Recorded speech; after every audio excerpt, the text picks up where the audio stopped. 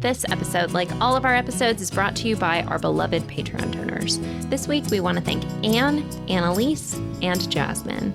And an extra special thanks this week to Daria. Daria is the feeling that you get when you correctly identify the song title and artist without using Shazam.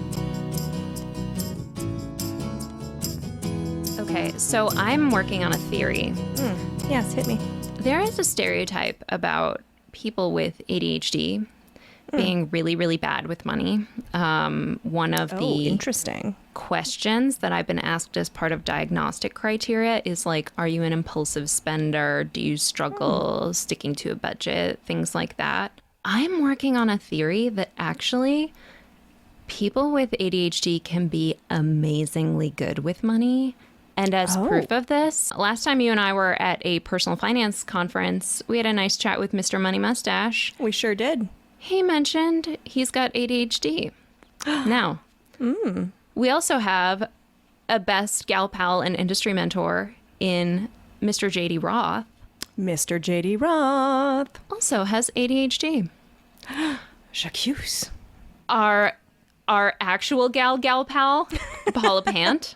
Paula Pant. She did not mention specifically that she has ADHD or that she's been diagnosed with ADHD, but she did tell us that she had to run back to the hotel because she only shaved one leg in the shower. This is true, and she was about to get on stage with only one leg shaven and the other one not. I think that is a full, like, if you were like borderline in an interview with like a diagnostic professional and then you pulled up your pant legs and showed one leg shaved and the other leg unshaved, they would be like, here you go, ma'am. Here's your certificate of ADHD. Yes. So I would really love to like, this is something I would love to write about more in the future as someone with ADHD, how neuroatypical folk such as myself and yourself as well, how we often, I think, are unfairly typed based on our psychiatric diagnoses as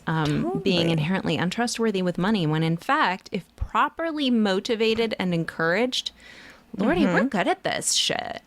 Y'all can be single-minded on that. I think we need to erase the stereotype in general that ADHD is a 7-year-old boy running around screaming while some beleaguered babysitter or parent or teacher is like, please just sit down for 5 minutes, Johnny. But they're so annoying that it makes them so easy to diagnose. I mean... Whereas the habitual daydreaming girl who's at the back of the class and who gets straight A's because learning actually interests her... no, we can't diagnose her. She's good. She's great. She's got to wait till she's 35 to have a full fucking meltdown. Like the rest of us. I worked hard to get to this point. Are you projecting some personal experience? How dare you seek a diagnosis at an appropriate age? Who do you think you are?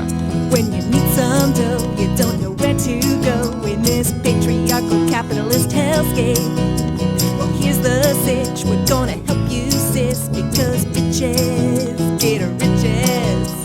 Bitches get riches. Bitches get riches. Bitches get riches. And so can you. This has been the Kitty and Piggy Breakdown Neuroatypical Stigma Comedy Hour. Podcast and media empire. And anyway, I'm Kitty. And I'm Piggy. We are the bitches and bitches get riches. And we are exhausted, frankly. And we are here to nap as much as humanly possible. But our time on this planet is limited. So let's get started. All right. So today's letter comes to me from my very lovely friend, Jared. Hey, Jared. Jareth? I know you're... No, not Jareth the Goblin King. Jared, the assistant brewer.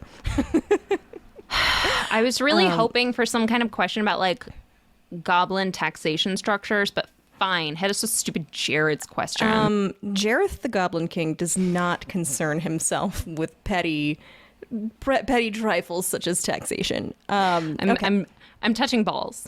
You're touching balls? That's what I'm doing here. Continue on. Read your letter while I touch my balls. Sir, we can't get the codpiece any bigger. Okay. Jared, not Jareth, says, how do I save for retirement without a 401k? Whenever people talk about saving for retirement, they mention 401ks and pensions, but I don't have any of that. I work in the service industry and I have an IRA. I want to know how to prioritize and plan for retirement without that big fancy 401k. I feel like this is pertinent to a lot of people because people are more and more gravitating towards employment that does not come with retirement benefits. So I love, bless his heart, when he mentioned pensions. I was like, who the fuck has a pension anymore? Unless you're in a union, who's a firefighter. Unless you're in a union, you don't have a fucking pension. Yeah, we don't have a fucking pension. We don't give those out anymore. Exactly. No, my firefighter friend has a pension, and he's the only pension. Oh, and my parents, who were in the army, like they are the only pension havers I know. The ultimate. That. That's the ultimate union.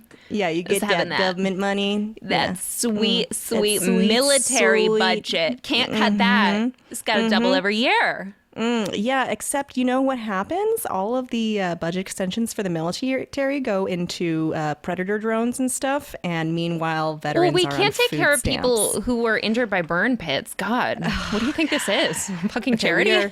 We are off topic already, and my blood is boiling. So I love this for us. Let's get to it. So, okay. Right. So Jared asks about saving for retirement without a 401k or a pension, and he does mention he has an IRA. So let's start by talking about IRAs and how they're a good idea for everyone. There's a kind of an easy thing to misconstrue when you're talking about saving for retirement, which is that I will only, when I retire, the only source of money I will have in my golden years will be if it's in a retirement account. And that is false. Not true. Correct. What a retirement account, a dedicated retirement account, basically the only thing that's special about it is that it's tax advantaged. Exactly. Meaning that you pay less in taxes if you use it in the way that it is intended to be used. So if you pull that money out early when you're in your, say, 40s, you're not going to get the tax advantaged account. But if you use it when you are in your 70s, then you're good. The only thing special about a 401k, a pension, and the various IRAs is that they are tax advantaged. And that's a nice fancy way of being like, you can lessen the amount of money you have to pay to collect those retirement benefits. You can have a Roth IRA, a traditional IRA, or a SEP IRA, which stands for... The fuck's a SEP IRA? I actually do not know this. Yeah, no, I am here to educate you. You're watching it in real time. It's so nice to be able to, like, whenever I don't know something, turn to you, and there's a solid 65% chance that you know what it is. I mean, listen, of the two of us, I am... I was going to say the nerdier, but I'm like, no, that's really, no, I just tend to remember things that I read. I cannot remember what I ate for breakfast, and I cannot remember to eat breakfast. So please continue. Okay, great. We're perfect. Okay, so a SEP IRA stands for a Simplified Employee Pension Plan IRA, and it's an easy way to administer a retirement plan if you are self-employed, if you own a business, or you employ others. So a lot of folks who work in the gig economy or the service industry or anything like that, it's recommended that they get a SEP IRA. And it's tax advantaged, similar to a Roth IRA or a traditional IRA. The important thing to remember, though, is that you have to fill it with earned income. So you do have to report that money to the IRS or whatever. Gotcha. Yeah. So you can't be secret tip boy. You can't be secret tip boy. No, if you you are secretly squirreling away your tips, this is not a good place to keep them. Oh, which is smart. Keep doing that, but use it to buy your groceries. Yeah, exactly. And I'm going to give a shout out to our girl Barbara at Tipped Finance. If you do work in a tipped industry, like, you should be following her. IRAs, there's a yearly limit on how much you can contribute, and honestly, it's not that much. No, it's $6,000 a year. Yeah, which is like, okay, if you save $6,000 a year, I hope for a future with much deflation, I guess. Like, I don't know how far that's going to go when houses are all like $4 fucking million. So I think for someone like Jared, that the best way to think about it is any way that you grow wealth, especially if you're on the younger side, if you're in, say, like younger than maybe 40, 50, the best thing that you can do for yourself is to grow wealth, period. There may be better ways than, obviously, if you can hit that goal of $6,000, $6.5 grand, whatever it is, if you can hit that goal, that's great, and do that every year. It's a great starting point, but it is not going to get you to a nest egg that you could retire on, right? Unless you're extraordinarily lucky and frugal. If you're not there, hey, it's okay. Anything that you can do to help yourself grow wealth is going to ultimately make you more prepared to retire. Yeah. We have an article called How to Save for Retirement if you make less than $30,000 a year. That's a great guide. Please go check that out, pal Jared. But you can read it at bitchesgetriches.com. And subscribe to our Patreon and check out our Etsy shop. Blah, blah, blah. So definitely go check that out. But also think about it this way. If you retire with an IRA that only has $100,000 in it, and that's your only source of sort of a tax advantage retirement income, but you live in a house that you own outright, you have no other debts, and you have a stable source of health insurance, then you're actually in a much better position than how you may appear to be on paper. Whereas there are plenty of people who have huge 401ks because they've diligently, worked white collar jobs that offered them, and they have put in 10% of their income year over year or even more. But they have a ton of student loan debt from sending their kids to college. They have a second mortgage out on their home, and they may appear to be better on paper, but they're actually less prepared to retire than you might be. Exactly. Yeah, I think you touch on one of the most important preparations for retirement that anyone can do, which is to minimize your after retirement expenses. If you go into retirement in debt, if you go into retirement with a mortgage and with a very high cost lifestyle, you're mathematically speaking going to need to have more money with which to pay for that lifestyle. Whereas if you go into retirement debt-free, owning your home outright without a mortgage, and having a frugal but enjoyable lifestyle, you'll need less money in retirement. Yeah. And you'll look around at people who have 401ks that they're burning through, and you might be like, well, they had that tax advantage, but I have the advantage of having lessened my expenses to the point where I'm living pretty high and mighty on my IRA and Social Security. Yeah. Which is something we should talk about. Oh, hey there. Hold on. I gotta call you on the phone. Okay, sure, yeah. Okay. Ring. Oh, hey there. Oh, hi. I was just over here at my nephew's hockey game, and he was telling me about acorns. Do you know about this? Don't you know? Yeah, my nephew was telling me down at the rec center on the Friday night while they were playing the hockey. Sorry, with your hacky? Thomas. He plays hack that Acorns is micro-investing for newbie investors up in that stock market.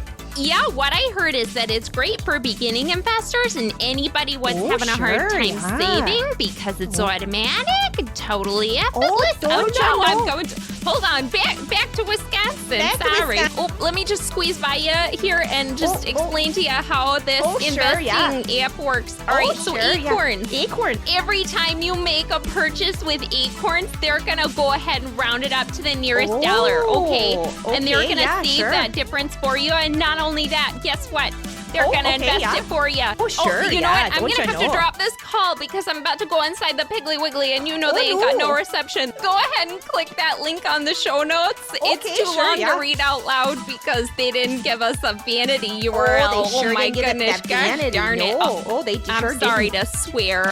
Oh my chestnuts. That's why we need to start investing with Acorns today before I completely lose my regional accent.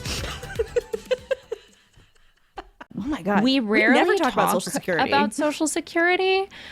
Just because our core audience is pretty young, and that tends to be something that only comes up rather late in life. You should never approach retirement plans by saying, I know that Social Security is a thing, and therefore I'm not going to save a retirement in any other way.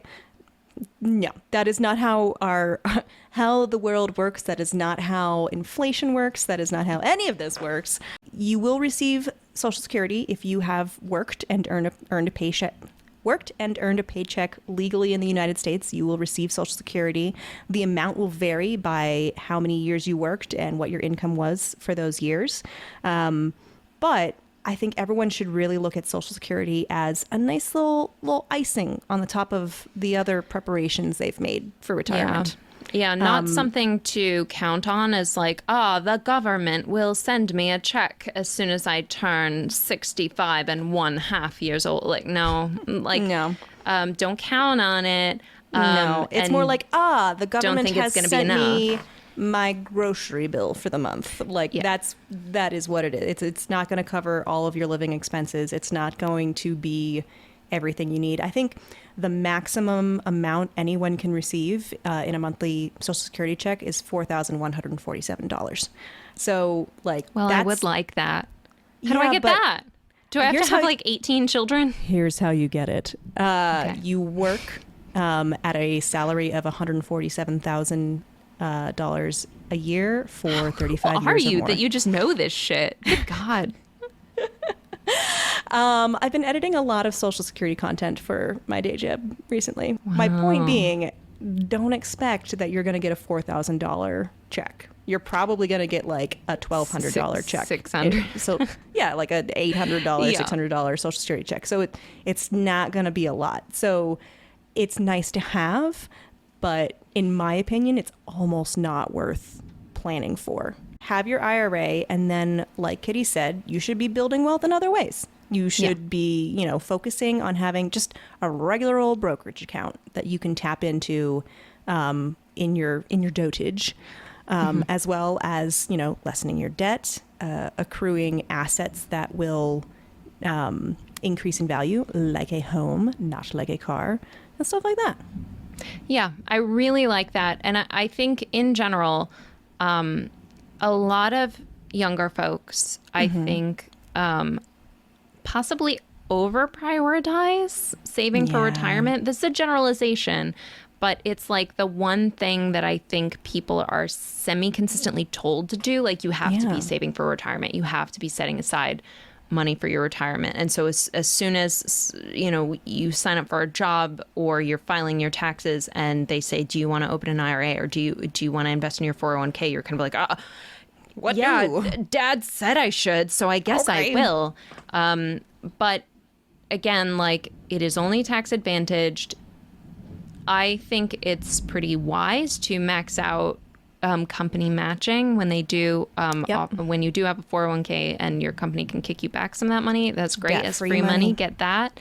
But overall, I would rather be in a position where I was, say, 10 years into my life as an investor and I had $100,000 socked away in an accessible format, like a general brokerage account, versus $100,000 in a retirement account, because there are ways you can pull from your retirement account. There are certain very niche things that you can Yeah. do that you won't get hit with a tax penalty to kind of borrow from your future self. But in general, it's just not a good idea. It doesn't Yeah, give we you a ton of discourage that. flexibility. Yeah. So if you are behind big bunny ears in your retirement saving, don't lose hope. You're like, You're gonna be there fine. might be other things that you have prioritized, like an education or buying a home or whatever, that will put you in ultimately a better position. And I think that those tax advantaged accounts, they have a lot of catch-up mechanisms. So if Yes. our pal Jared, maybe now he's 20 or 25 or 30 or 35 and he doesn't have a job that has a 401k, well, guess what? Life is long. The average Life is long. the average person has over a dozen jobs throughout their lifetime. So the odds that you will one day find yourself in a position that does have, 401ks or pensions, pretty high. You might get there, and you have a lot of time to find that out, and you can always play catch up. There's a ton of mechanics that allow you to invest more to play catch up, because they know from experience that people don't always prioritize that early spending or that early saving. So there are a lot of them. I think as time marches on, we're likely to see more of them even in the future. So like number one, I think, is do not stress, reduce debt, build wealth, lead a good life, minimize your expenses in retirement, and save what you can in that IRA, which is not a ton, but is a starting point. And I also want to specify, like, when we say save in an IRA or, build wealth in a brokerage account, we don't just mean like putting money in there and letting it sit and gather dust. We mean fucking invest it. So this, like, don't make my mistake. We have an article all about allocations. If you go to bitchesgetriches.com, you can read our article on what to do with the money in your investment accounts. But basically, you can't just stick it in there. You got to give it a job. And you do that by choosing investments within that fund. So people, this is a two-step process. I cannot prioritize enough. Two-step process. Yeah. 1, you put the money in. Number 2, you tell the money what to do. Yes, exactly. And for most people, the answer there is low-cost index funds. And again, we have articles on this, but get your money in an investment account, allocate it towards an index fund, and you'll be fine. It will build wealth. It will build compound interest according to the stock market. And it's going to be great. You can pull it out in retirement, and you'll have to pay some taxes on that because that's how that works. But you'll have way more in that account than if you had just stuck it in a savings account. And that's great news. Yeah. So I love it. I love it. All right. Well, are you good with that? I am good with that. Listeners, if you want us to answer your question, go to bitchesgetriches.com and click Ask the Bitches. After all, this podcast is listener supported. We are committed to never, ever putting our best content behind a paywall, only our worst content. So if you like what we do and you want us to keep doing it, you can support the podcast by joining our Patreon at patreon.com/bitchesgetriches. And if you need even more bitches in your life, and who could blame you, you can read our articles or follow us on social media at bitchesgetriches.com. Okay, is there anything else they should know? Yes, this is important content that is directly related to personal finance, early to mid-career development, and or adulting skills. Okay. The 3 best Predator movies are as follows. Number 3, Predator, 1987, a classic for a reason. Number 2, Predators, 2010, starring Adrian Brody. Do not knock it until you have tried it.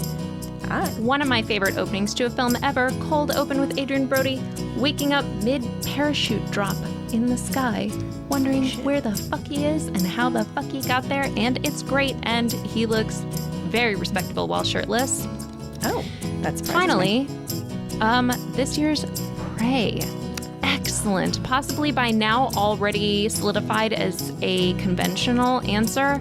However, it is the correct one. I want the best for all of our readers and listeners. Y'all gotta go watch Prey. Good to know. Bitches out.